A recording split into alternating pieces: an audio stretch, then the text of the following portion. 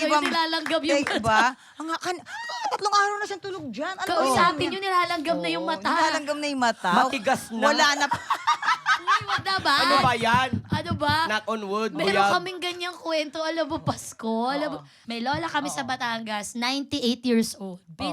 Almost centenarian. Oh. First time niyang uuwi ng Maynila, nasa Batangas lang yun this whole time. 98. Oo. Saya-saya, kakatuwa naman mga apo ko, gaya, saya-saya ng pamilya. Tapos umupo. Ganun din, parang mga 20 hours na nakaupo na sila. Sanay naman kami kasi nagpapahinga naman. Oo, syempre 98 eh. Tapos ganun na rin, dinalanggam na rin yan siya. Pasko! Nagtatanungan kaming lahat sinong lalapit kay Lola. Gigising. Tanungin niyo kung okay. Gusto niyo ba ng tubig? Ayaw ka na ganyan, bira. Ayaw na.